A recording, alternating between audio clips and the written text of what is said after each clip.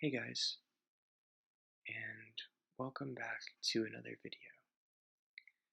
If it's your first time here, then welcome. Today what we're going to be doing is we're going to be walking around a very historically significant site. You might have heard of this battle before. We're walking around the former battleground of the Battle of Lexington and Concord, which is one of the most historic and notable battles in American history that started the American Revolutionary War. Right now we're over by the Visitor Center, and as you can see, it's a beautiful fall day, and we're just going through some of the visitor boards they have here, and it gives you a little bit of context about what you're going to see down the road and a little bit of context of what led up to this significant moment in American history. Now, a little bit of background about the Revolutionary War if you aren't familiar. The war started right here in Lexington and Concord in 1775 and continued all the way until 1783 when the American colonists declared freedom from the British Empire.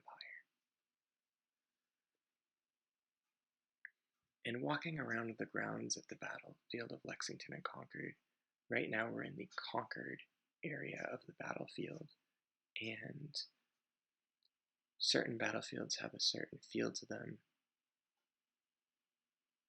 Like if you go to the battlefields at Gettysburg, or you go to the battlefield at Normandy in Europe, in France, there still is this very heavy atmosphere there of a past conflict that really hasn't completely healed yet. But at this particular place, it was quite peaceful. There wasn't that heaviness that you feel at certain places, and it was just a nice place to go for a walk, even though there were people that died over here supporting their beliefs and fighting for the freedom of their country. Kind of what leads you to that peaceful atmosphere first are these botanical gardens that we're currently in right now, and just a general, vegetation, and it almost feels like you're walking through a state park reservation. And while this place is part of the State Parks Association, it does not feel like a battlefield. The Battle of Lexington and Concord was fought in a number of locations. This is not the only place where the fighting took place. There was fighting, as the name suggests, in both Lexington and Concord. And right now we are in the Concord portion of the battlefield near the Old North Bridge, where things initially kicked off. If you want to see the entire scope of where things were fought, you'd have to go to the next town over as well, into Lexington, and where you will find the Lexington Green, where the firing and the majority of the musket fire took place. But right now we're approaching the house of one of the former colonels of the Massachusetts militia. And this battle, as I said, it was fought between the British Empire, who owned the land. This was part of the original 13 colonies, and the colonists, who were also the fighting force of the colonists at the time, were known as the Minutemen because they could be ready at a minute's notice. And these Minutemen essentially were just farmers with, their muskets and the tools that they had available to them. It was a very ragtag group of guys going up against the greatest fighting force in the world at the time. So yes, we're approaching the home of one of the colonels of the Minutemen, and all that remains of his home today is this little fenced-off enclosure, as well as the foundation that is still visible. And you can see that right here.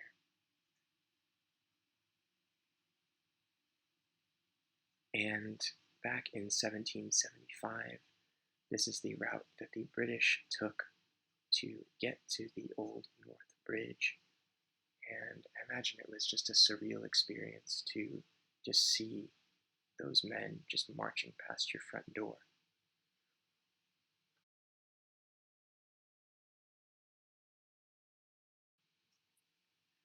Here's a little bit of a artist's conception of what the battle would have looked like. There you see in the middle is the Old North Bridge, which we will be visiting very soon. It's down the road a little bit.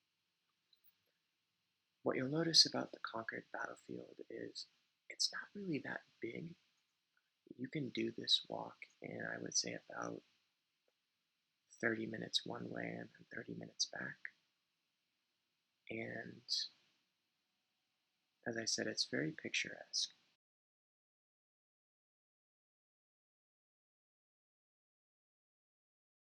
And here is the original site of where the first shots of the Revolutionary War were fired, right on the banks of the Concord River, which you see right here in the distance.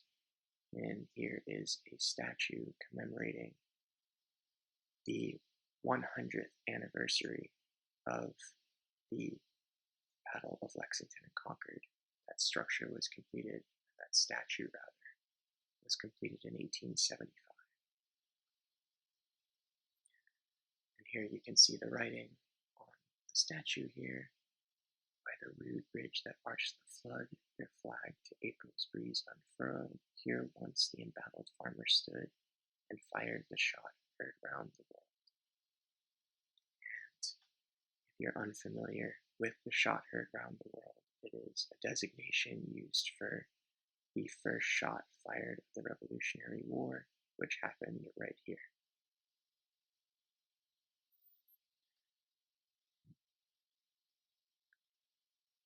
And what we're going to be approaching now is, again, that Old North Bridge. And this is very much a reconstruction of the Old North Bridge.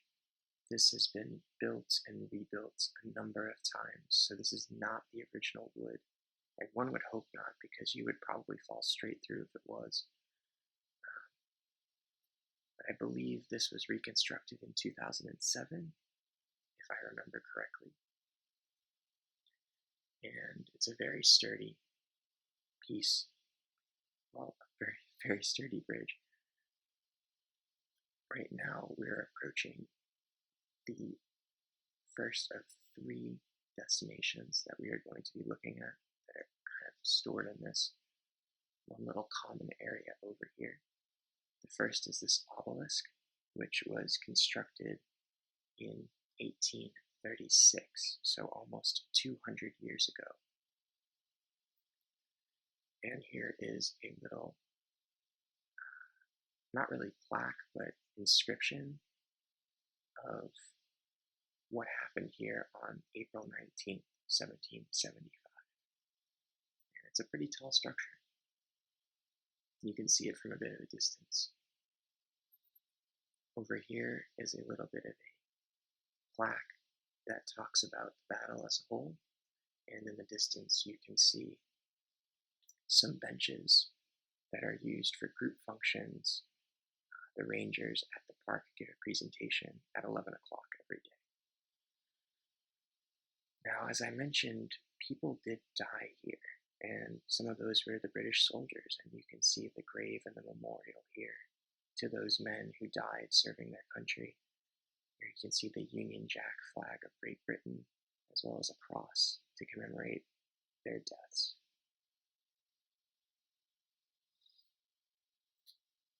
Now we're approaching this building known as the Old Manse, which was a prominent building that housed a number of very famous American authors, some of them being Ralph Waldo Emerson, as well as, I believe, Nathaniel Hawthorne was also here. But from this little farmhouse, you could see the whole battle unfolding. And unlike today, there wouldn't have been a line of trees that is blocking the bridge. You could see clean through to the Concord River and actually see the shots being fired, which I imagine outside of your window would be some disturbance that you probably wouldn't have seen coming. And we're looking a little bit at the field surrounding the home, where a number of soldiers were both killed and were firing shots during the battle. One thing you'll notice about the Old Manse, is that it is a very picturesque home, very classical New England style home. It does do tours every day, although when I came here, they were not doing tours at the moment, but you can see smoke coming out of the smokestack. And this sign gives a little bit more detail about the property.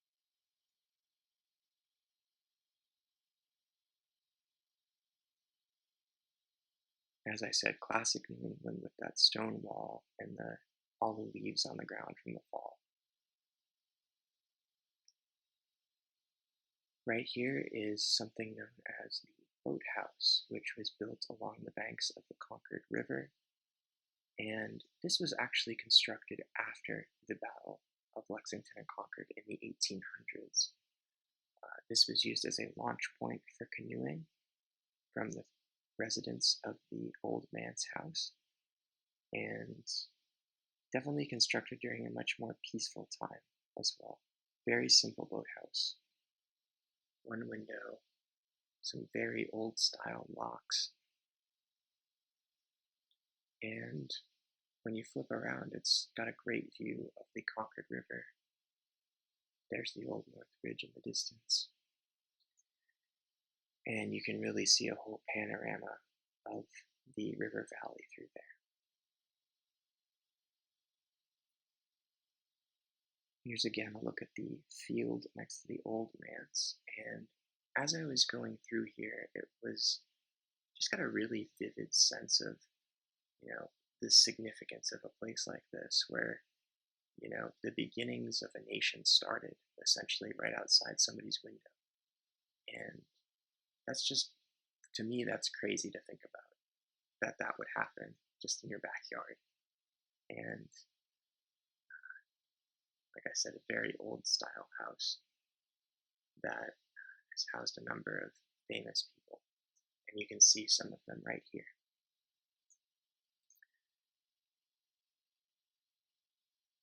Two-level house with a attic up at the top.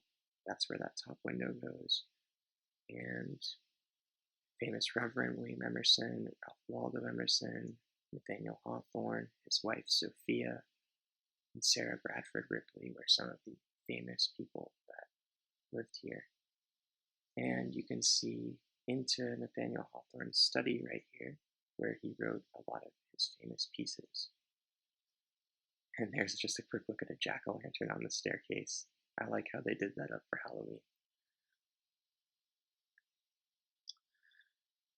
And I know it was a quick walk, but we're actually kind of approaching the end of it. We're just walking straight through that field here, and it's actually going to spit you out near the street in a little bit.